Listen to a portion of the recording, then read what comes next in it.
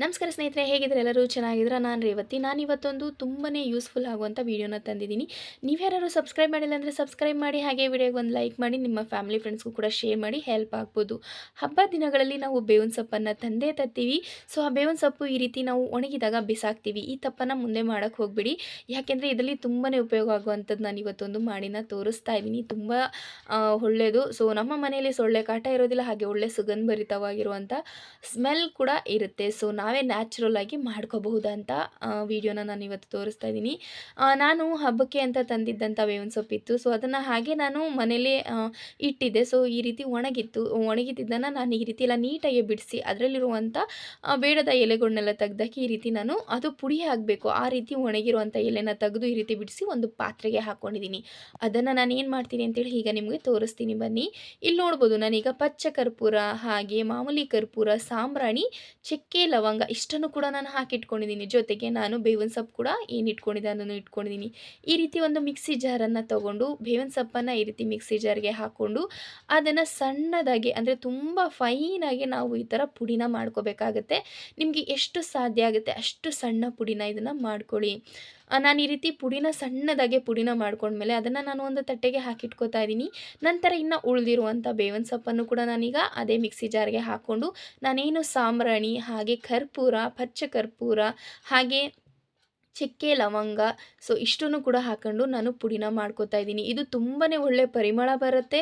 ಮನೇಲೂ ಕೂಡ ನಮಗೇನೇ ಸೊಳ್ಳೆ ಇದ್ರೂ ಕೂಡ ಇರೋದಿಲ್ಲ. ಸೊ ಸಂಜೆ ಡೈಲಿ ದೇವ್ರ ಮನೇಲಿ ಇದನ್ನು ಒಂದು ಹಚ್ಚಿಡೋದ್ರಿಂದ ತುಂಬಾ ಒಳ್ಳೆ ಪರಿಮಳ ಕೂಡ ಇರುತ್ತೆ, ಆರೋಗ್ಯಕ್ಕೂ ಕೂಡ ತುಂಬಾ ಒಳ್ಳೆಯದು. ಸೊ ನಾವೀಗ ದುಡ್ಡೆಲ್ಲ ಕೊಟ್ಟು ತೊಗೊಬರ್ತಾ ಇರ್ತೀವಿ. ಈ ರೀತಿ ಮನೇಲೇ ಇರುವಂಥ ಇಂಗ್ರೀಡಿಯೆಂಟ್ ಬಳಸ್ಕೊಂಡು ನಾವು ಮಾಡ್ಕೊಳ್ಳೋದ್ರಿಂದ ನಮ್ಮ ಆರೋಗ್ಯ ಕೂಡ ಚೆನ್ನಾಗಿರುತ್ತೆ, ಹಾಗೆ ಮನೇಲಿ ಕೂಡ ಚೆನ್ನಾಗೇ ಇದಾಗುತ್ತೆ.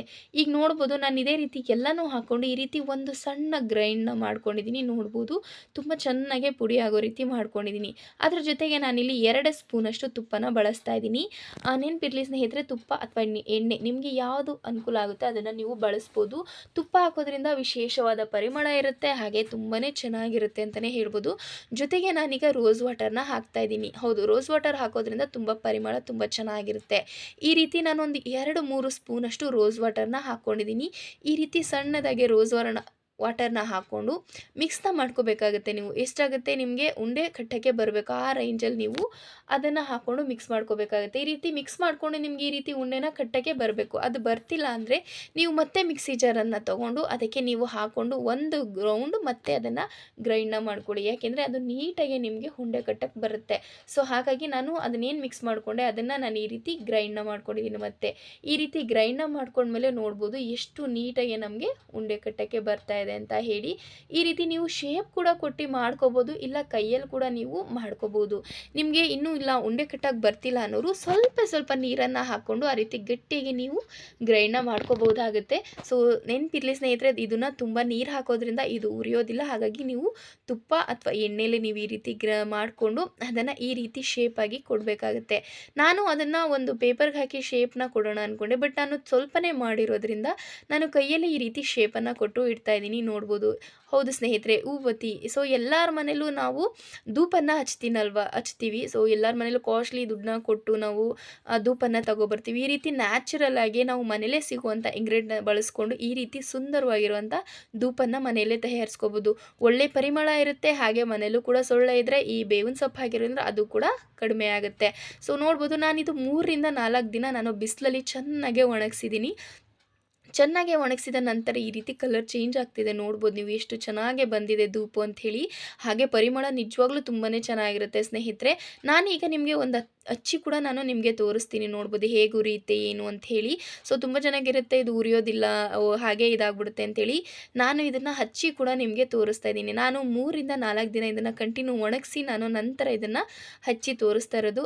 ಪರಿಮಳ ತುಂಬಾ ಚೆನ್ನಾಗಿದೆ ಸ್ನೇಹಿತರೆ, ಯಾಕೆಂದರೆ ನಾವು ಸಾಂಬ್ರಾಣಿ, ಕರ್ಪೂರ ಎಲ್ಲ ಹಾಕಿರೋದ್ರಿಂದ ತುಂಬಾ ಚೆನ್ನಾಗಿದೆ. ಹಾಗೆ ಅದರಲ್ಲಿ ಮುಖ್ಯವಾಗಿ ಲವಂಗ ಹಾಕಿರೋದ್ರಿಂದ ಮನೇಲಿರುವಂಥ ಕೆಟ್ಟ ಎನರ್ಜಿನ ತೆಗೆಯುತ್ತೆ ಅಂತಲೇ ಹೇಳ್ಬೋದು. ಈ ರೀತಿ ಧೂಪನ ಮನೇಲೇ ಮಾಡ್ಕೊಳ್ಳಿ ಆರೋಗ್ಯವಾಗಿ. ಸೊ ಎಲ್ಲರಿಗೂ ಇದು ತುಂಬ ಯೂಸ್ಫುಲ್ ಆಗಿದೆ ವಿಡಿಯೋ ಅಂತ ಅನ್ಕೋತೀನಿ. ಯೂಸ್ಫುಲ್ ಆದರೆ ದಯವಿಟ್ಟು ಕಮೆಂಟಲ್ಲಿ ತಿಳಿಸಿ. ಹಾಗೆ ಒಂದು ಲೈಕ್ ಮಾಡಿ, ನಿಮ್ಮ ಫ್ಯಾಮಿಲಿ ಫ್ರೆಂಡ್ಸ್ಗೂ ಕೂಡ ಶೇರ್ ಮಾಡಿ. ಅವರು ಕೂಡ ಮನೇಲೇ ಈ ರೀತಿ ತಯಾರು ಮಾಡ್ಕೊಳ್ಳಿ. ಇನ್ನು ಹೂದಲ್ಲಿ ಕೂಡ ಈ ರೀತಿ ಧೂಪ ಮಾಡ್ಬೋದು. ಬೇಕಂದರೆ ಕಮೆಂಟ್ ಬಾಕ್ಸಲ್ಲಿ ತಿಳಿಸಿ, ಖಂಡಿತ ತೋರಿಸ್ತೀನಿ. ಹೊಗೆ ನೋಡಿ ಯಾವ ರೀತಿ ಬರ್ತಾ ಇದೆ ಅಂತೇಳಿ. ಸೊ ವಿಡಿಯೋ ಇಷ್ಟ ಆಯ್ತಲ್ಲ, ಇಷ್ಟ ಆದರೆ ಲೈಕ್ ಮಾಡಿ. ವಿಡಿಯೋ ನೋಡಿದ್ದಕ್ಕೆ ತುಂಬ ಹೃದಯದ ಧನ್ಯವಾದಗಳು ಸ್ನೇಹಿತರೆ. ಮುಂದಿನ ವಿಡಿಯೋದಲ್ಲಿ ಸಿಗೋಣ.